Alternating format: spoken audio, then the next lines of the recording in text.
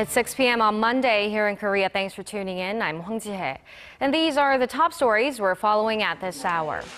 President Park Geun-hye pledges to continue with efforts for a peaceful reunification of the two Koreas as a means to contribute to world peace. South Korea expects China's high-level officials' visit to North Korea's key political anniversary later this week to contribute toward easing tensions on the Korean Peninsula. And among OECD member states, corporate income in Korea took up the largest portion of the country's total income, pointing to unequal wealth distribution. President Park Geun-hye has reiterated the importance of reunifying the Korean Peninsula, saying it's the one way South Korea can contribute to world peace.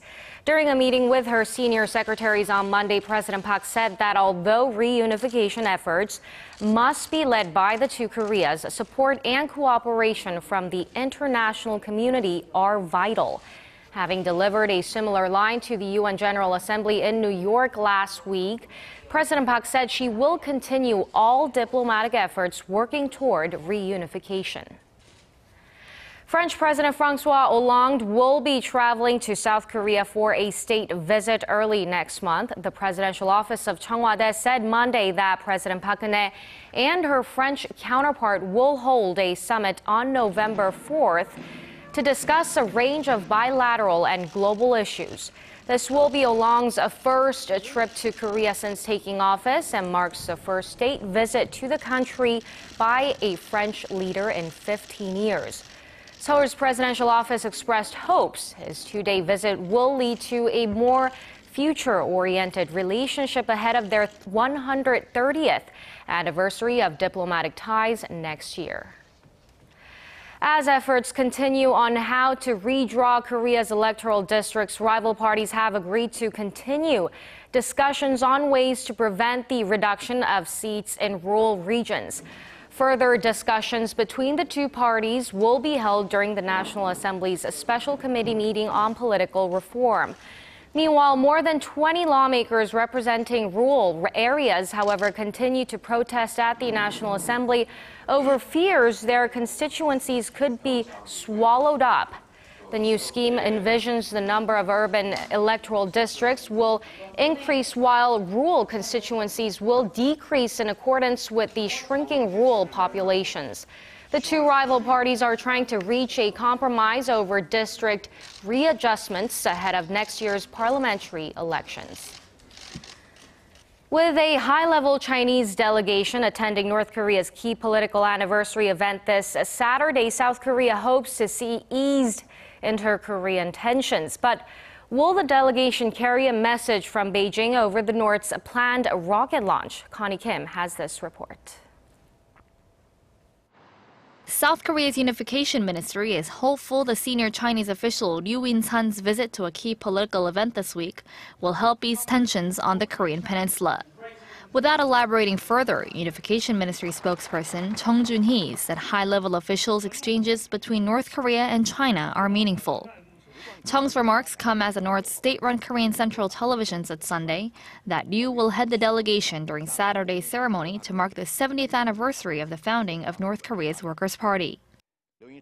The Chinese delegation will attend activities marking the 70th anniversary and pay an official friendly visit to North Korea. It's the first time for a member of the Standing Committee of the Political Bureau of China's Communist Party to visit North Korea. Also, Liu, as the fifth most powerful official in China, will be the most senior Chinese official to visit since Kim Jong-un came to power after his father died in 2011. Given that Liu is more senior than even the country's Vice President Lee Wian-chao, watchers believe China wants to mend flagging relations with its longtime ally.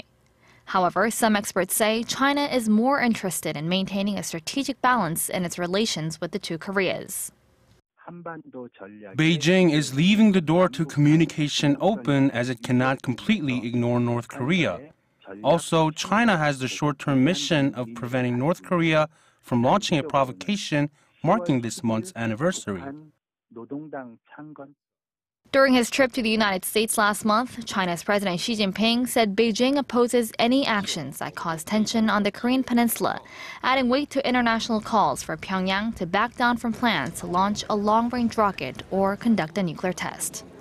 Connie Kim, Arirang News.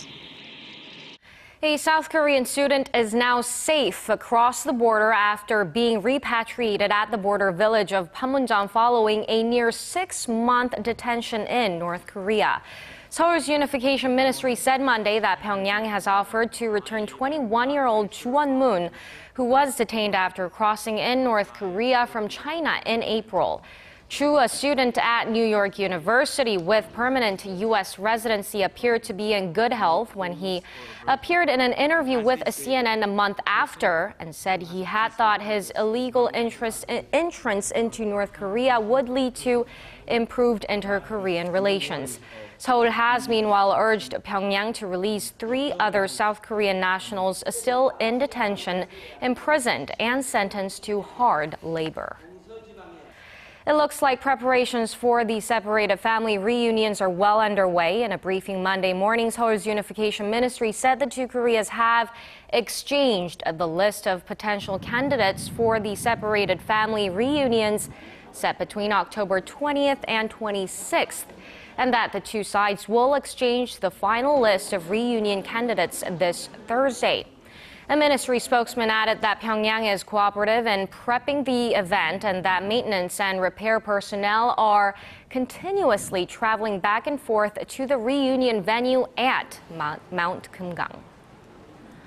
The nominee to become South Korea's next chairman of the Joint Chiefs of Staff underwent his confirmation hearing at the National Assembly today and was questioned about current and future plans on containing North Korea. Kim Hyun-bin reports. Army General Lee Sun-jin was quizzed on Monday over different aspects of the military and on ways to deal with North Korea.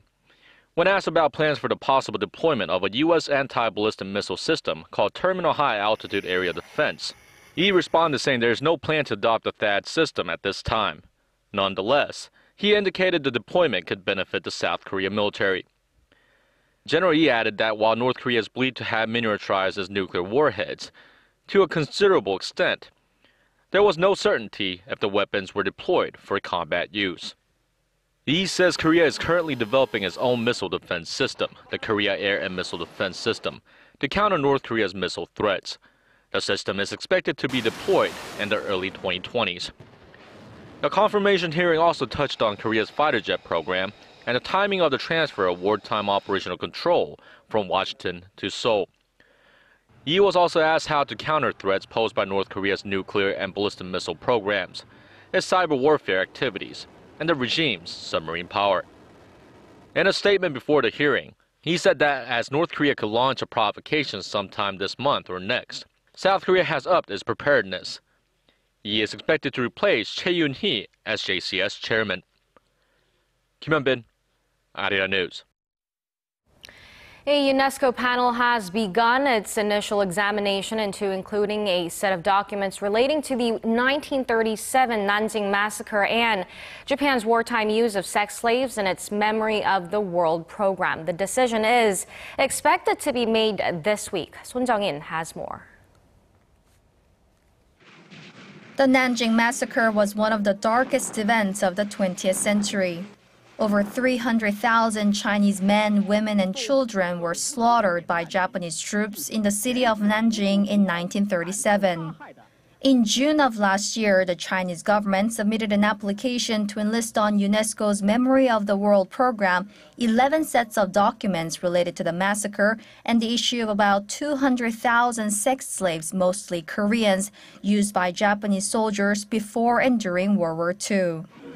On Sunday, the UNESCO International Advisory Committee opened a meeting in the United Arab Emirates to examine them and 90 other nominations for documentary heritage enlistment. Due to the sensitivity of the issue, the advisory members were reluctant to give any details. We have been told not to comment on anything. Really? Ask her. UNESCO. No, we cannot comment anything. Until we finish Sorry. UNESCO's Director General will make a final approval based on the result of the panel discussion. I believe that we all have some responsibilities to carry out today. Japan has lodged a protest against the move and asked China to withdraw the nomination, questioning the authenticity of the materials. Amid rising tension between the two countries, the international panel is expected to announce its decision later in the week. Son Jung-in, Arirang News. Using demonstration classes and specially written textbooks, students in all grades across the country are learning about the plight and history of Korean women used as sex slaves by the Japanese military. The texts and classes are the Korean government's countermeasure against Japan's continued distortion of Japanese wartime history. Lee Ji-won takes up the story. This fifth grade class is having a special day today. 일본군이 침략 전쟁 때 일본군과 일본군 정부에 의해서 전쟁터에 강제로 끌려가서 지속적으로 성폭력을 당한 여성을 말합니다. With Japan's continuous distortion of history, the Ministry of Gender Equality and Family joined with the Ministry of Education to teach students the correct history. This is a special demonstration class to help elementary, middle and high school students fully understand Japan's military sex slavery during World War II and how they can take part in helping the victims. The class informs students about who the sexual slaves are, the enslavement they had to endure, and their current situation in fighting the Japanese government for compensation and a sincere apology. Through today's lesson and worksheet, students seem to have experienced something deep and emotional. I was able to learn more about the Japanese wartime sexual slaves, and I am so sad and angry the women had to go through such pain. I am glad to have had this lesson and would like to do what I can for the victims to get a proper apology and compensation. The demonstration classes began in September around 18 different elementary, middle, and high schools around the country. This month, at least one grade level from each of the country's 17 education offices will carry on this demonstration class. The presentations used for teaching have also been uploaded to the eHistory website.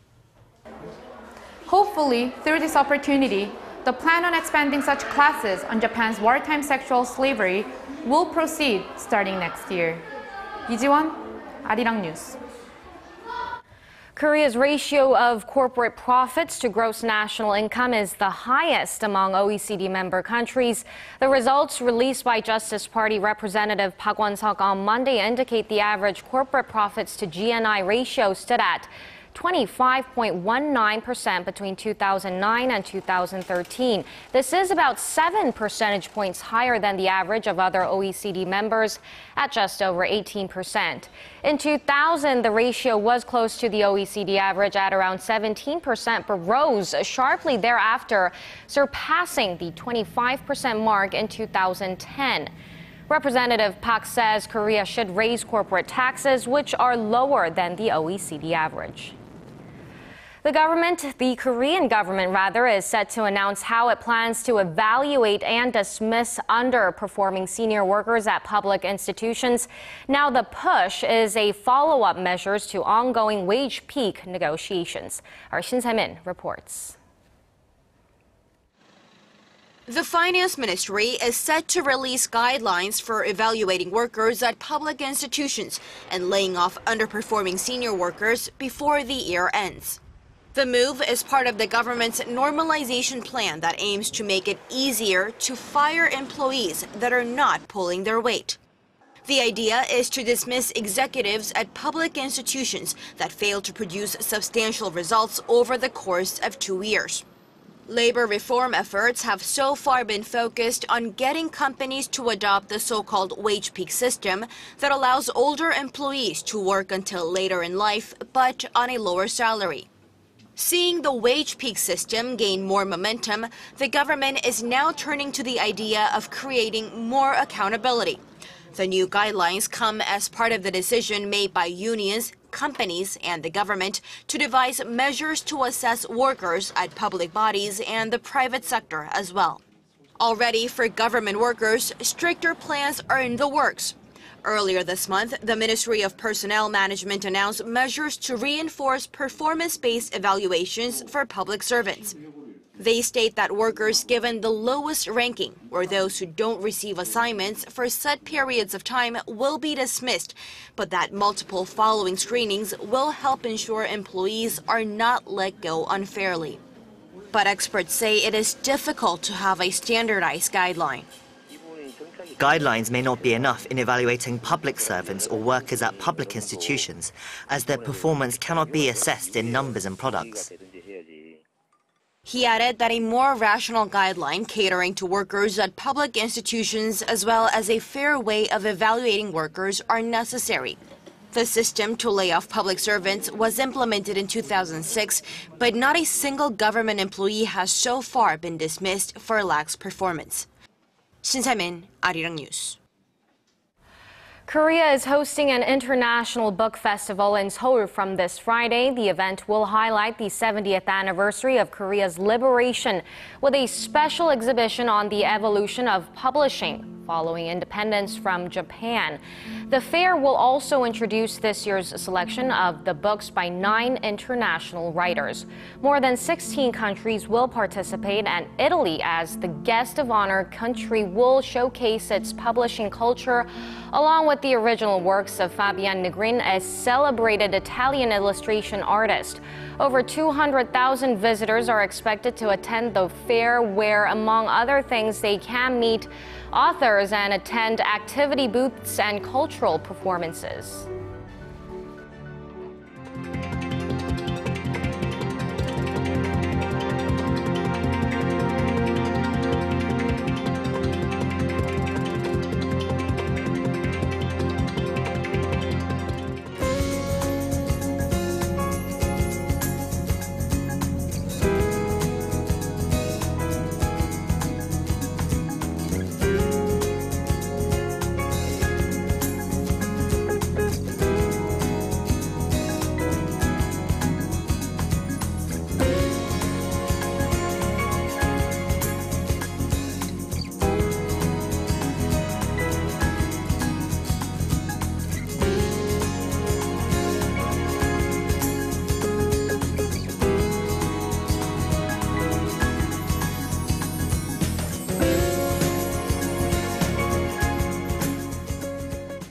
And that brings us to the end of our newscast. More updates coming up at 10 p.m. Korea time, so stay tuned and goodbye for now.